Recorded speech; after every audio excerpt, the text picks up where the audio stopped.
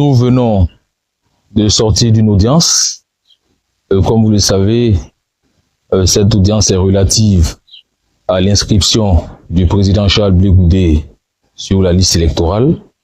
Je suis accompagné du demandeur, M. Robé Paul Dubois, qui est donc le porteur de cette réclamation. Donc, la commission électorale indépendante a été saisie dans un premier lieu pour donc inscrire le président Charles Blé Goudé sur la liste électorale.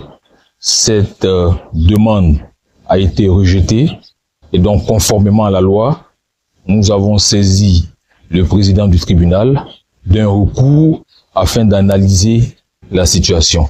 Donc comme je l'ai dit, nous sortons de cette audience au cours de laquelle nous avons exposé tous nos arguments.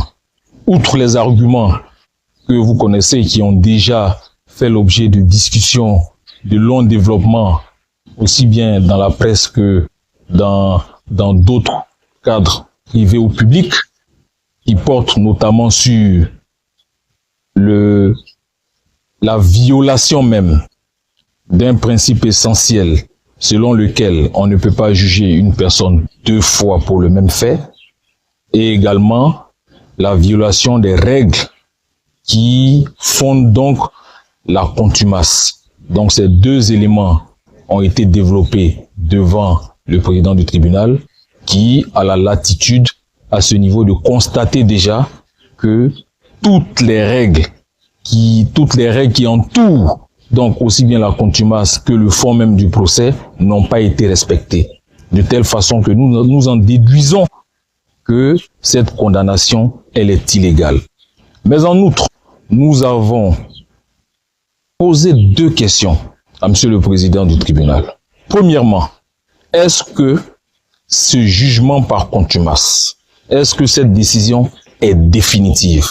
Parce que nous savons que c'est seulement dans l'hypothèse où cette décision est définitive qu'elle peut être exécutée. Or, l'article 25 du Code pénal est clair. Une décision par contumace n'est pas définitive.